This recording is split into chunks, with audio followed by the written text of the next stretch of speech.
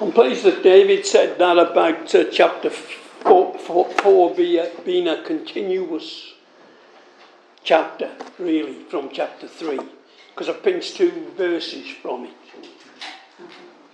Last week we left Moses at the burning bush, trying to say no to God, who was trying to give Moses instructions to go back to Egypt to bring God's people out of slavery. The eyes of Moses had seen for himself the mystic wonder of the bush that burned with fire and didn't burn itself out. If we could find something like that to put in our fireplaces, just think of all the money we could save.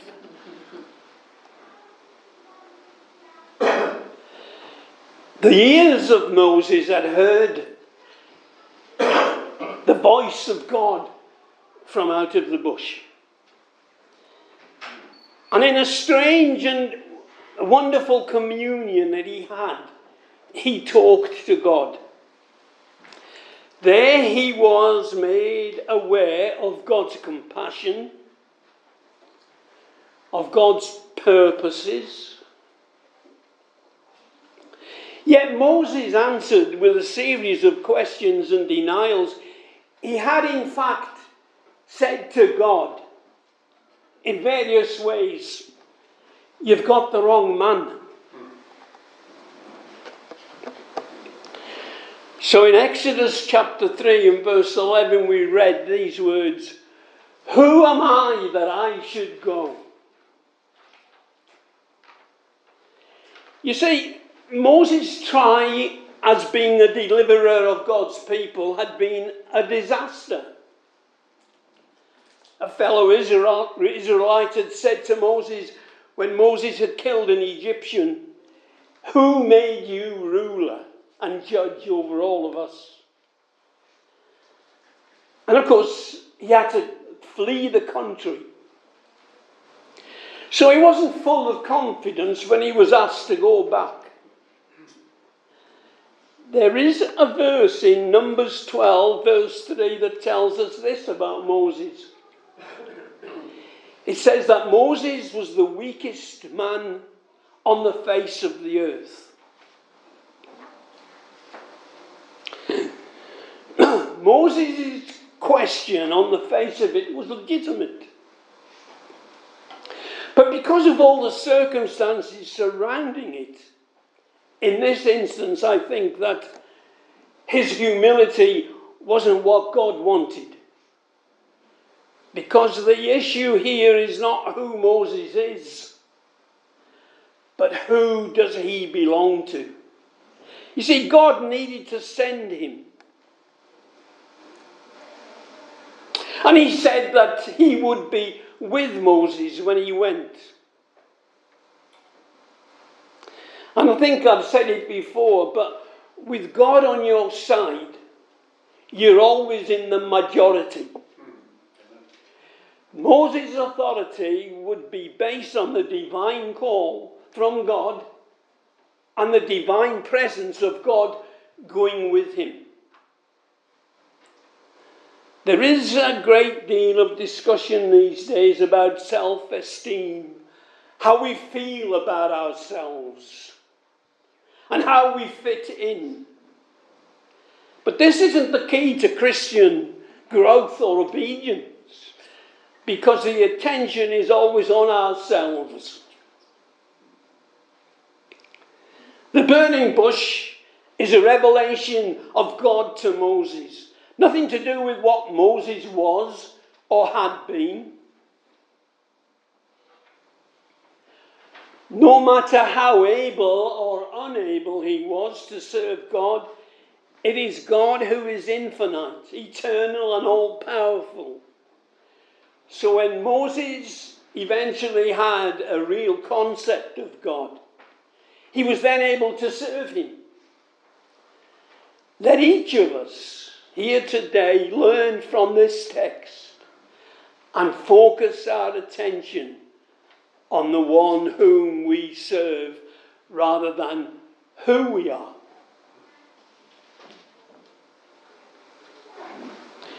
So Exodus 3 and verse 13, and it says, who are you? If Moses' authority is wrapped up in the God who called and was trying to commission him, then it's surely worthwhile for him to inquire as to the nature and character of God. On the face of it, we might find this question acceptable. But I think that Moses himself knew enough about God to have answered his own question. Knowing God is the highest calling that we could ever have. And a lifetime of occupation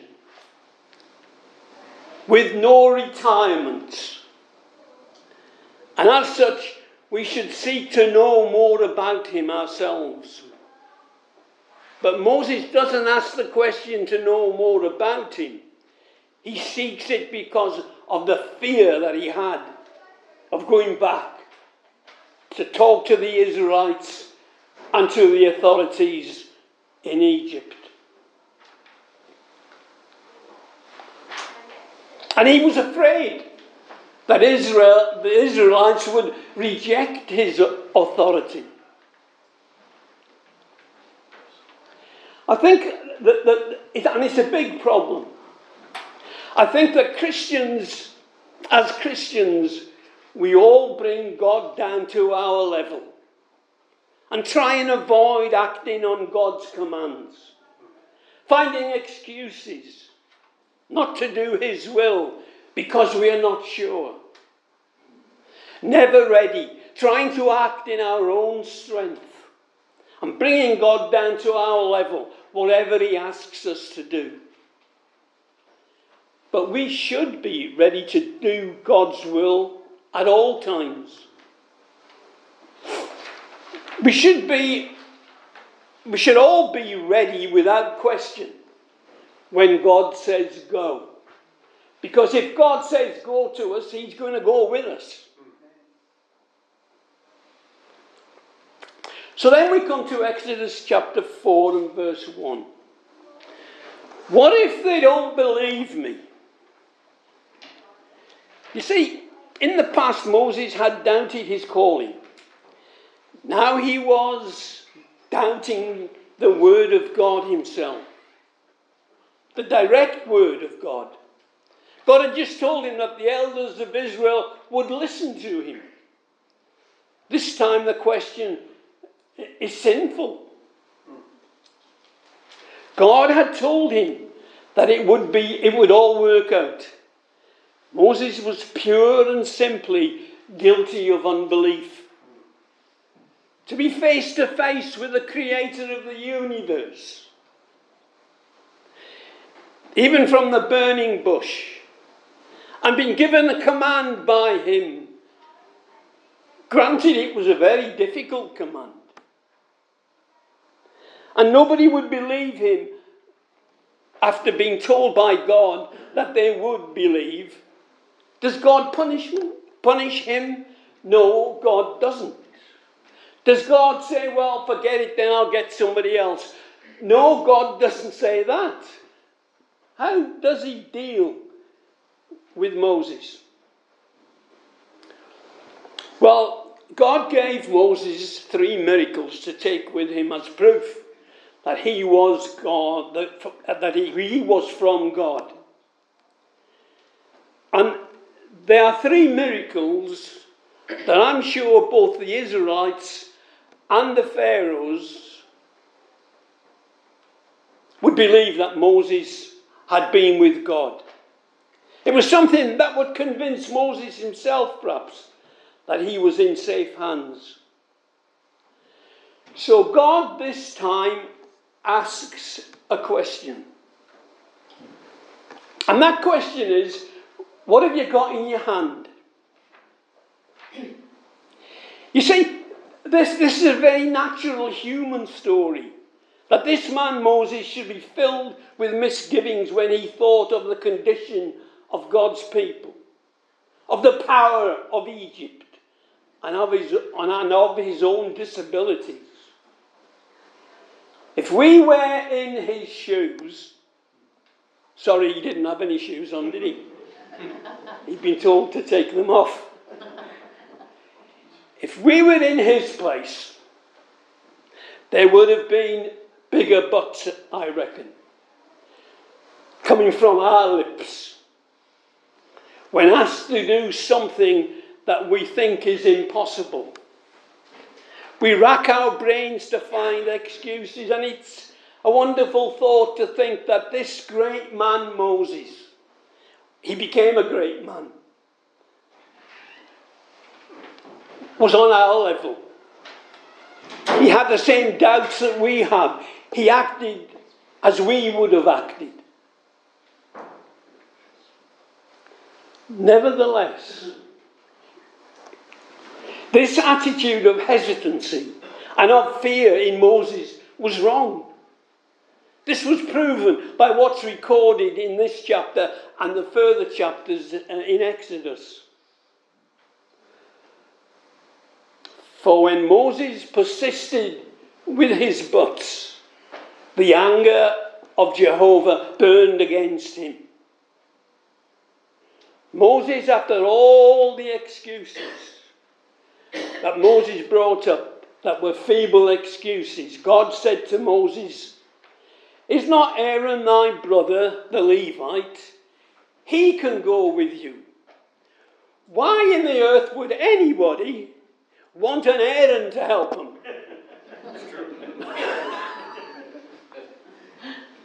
As we read this story, our human minds feel sympathy with the tremors of the very soul of Moses. It's something we can identify with. And by identifying them, we can learn from Moses' mistakes. Let's take hold of what Moses learned. And as we go on through Exodus, we will find more and more of the things that Moses learned from God. The deeper lessons of the wrong of such excuses. We are forever prone, when God is calling us to do something for him, to say but, and come up with our difficulties as we see them. We must see these problems as God sees them. For to him, they're not difficulties. As we look through this book of Exodus, we find that Moses learned the lesson of how to respond to God's commands. But hear the difference between faith and fear that comes into the life of Moses on that day by the burning bush when God commanded. When God commands, there's always human difficulties. When God commands, the answer is to remember that when God commands, he knows what we can do, whatever he asks. And that power was there for Moses to use. And it's there for us to use, if only we will take hold of the wonderful things that are found in God himself. You see, by faith, Moses had relinquished being the son of Pharaoh's daughter, choosing rather to take the path that meant that he would be ill-treated together with the other people of God. But his first attempt to lead the Israelites and rescue them from oppression had been a miserable failure. He had run away. He had to flee for his life to a remote desert of Midian, where he settled down for 40 years.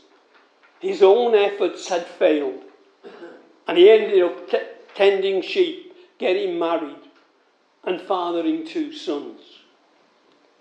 God called him out of the burning bush that never went out, with a monumental task to return to Egypt, to deliver God's people from their slavery. It was an overwhelming command for this 80-year-old shepherd who had lived the past 40 years in obscurity. Now, I'm almost 4 years older than Moses was, and I have difficulty getting out of bed in the morning. He was told to go back to Egypt and confront the most powerful monarch in the then known world and demand that he release about 2 million slaves whose cheap labour was essential to the Egyptian economy. Although Pharaoh and his men who had sought to kill Moses were now dead, it was still an impossible command. If he could have by chance succeeded in freeing the Israelites from slavery, he still had to lead them across a barren desert with not much food and water and face hostile enemies who got in the way. It's interesting, you see, how God deals with this very reluctant servant, who in fact accused God of asking the wrong man. In Exodus 3, God had promised that the leaders of Israel would listen to Moses. God had said, I will be with you, and really, that was all he needed. You can feel the fear in Moses as he comes face to face with what God was commanding him to do. In Moses' defense, or perhaps that's a too strong a word, it has been about 400 years since the Israelites had heard a word from God. Perhaps because of that, God graciously gave Moses 3 signs to bolster his weak faith. And so God asks a question. We must always realise when God asks a question, he never asks a question because he doesn't know. Because he's the all-knowing God. What is in your hand, he says. The answer comes back, a staff. This was an easy question to answer. Then he was told to throw it on the ground. And when it reached the ground, it turned into a snake. Now, it doesn't tell us what kind of snake it was. But I'm going to suggest to you, I'm only going to suggest, I'm not saying I'm right, that it could have been a cobra. The cobra is the snake that is on the headdress of the pharaohs. If you see a picture of the pharaoh, you see a cobra in his headdress.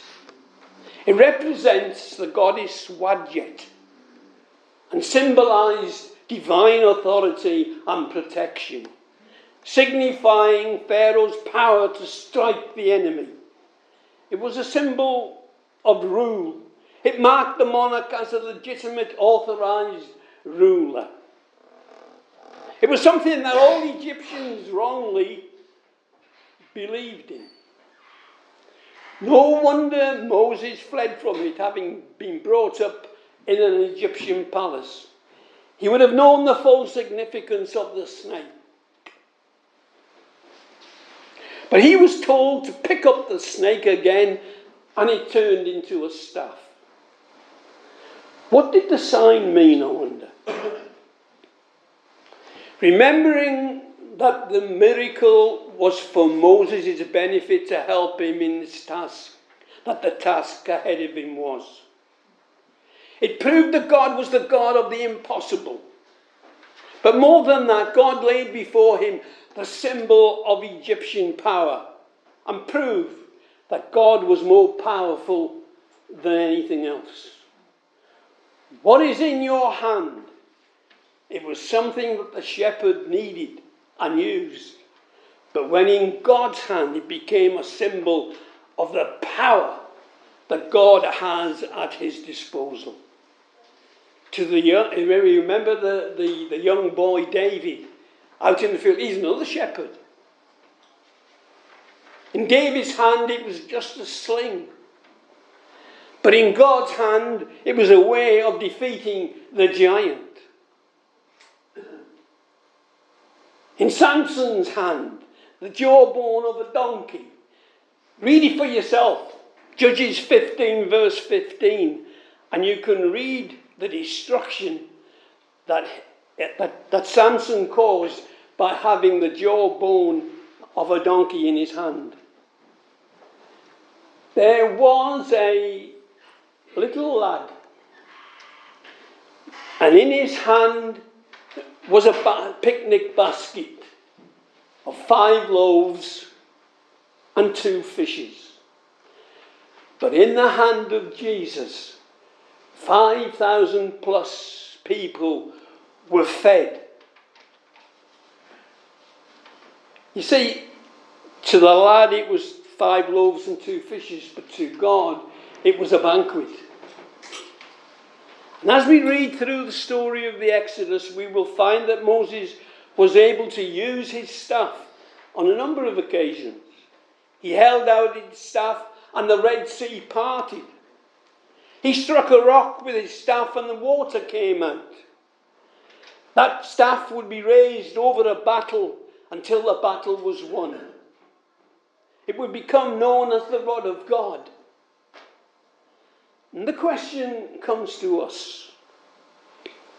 With all our frailties, all our excuses, all our hang-ups, can God use us? If we come and trust him, he will use whatever we have. Whatever we think we can't do, God can and will use us. The everyday things that we think we know about. Just think of what Moses was able to accomplish throughout his life when he finally said, "Here I am, send me." The second sign was this. God said to Moses, "Put your hand in your cloak." Then he had to take it out. And Moses did as he was told, and his hand was leprous. He had to put his hand back in his cloak. Now take it back out, and Moses did, and the hand was clean. By this sign, God probably meant for Moses to learn that God could impose and also relieve the severest judgments. When Moses was born, his life wasn't supposed to last long.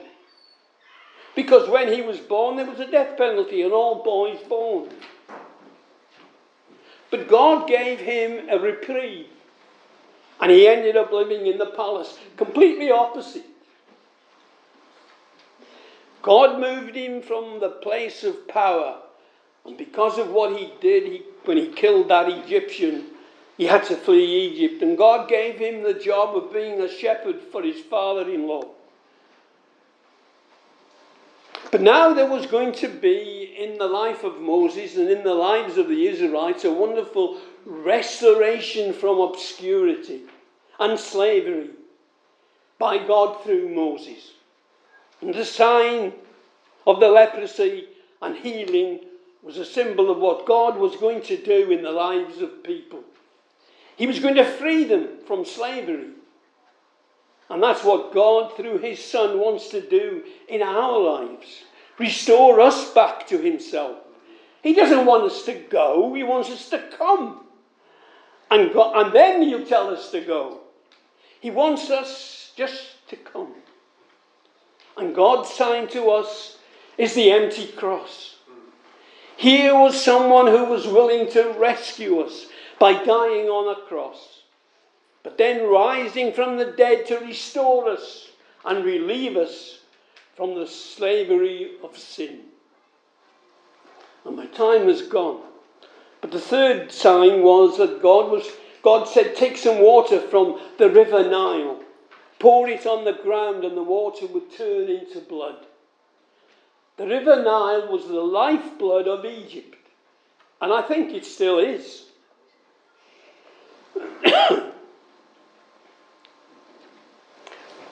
He said, pour it on the ground and the water would turn into blood. It's the source of the water that helps the crops in Egypt. And I think it still is.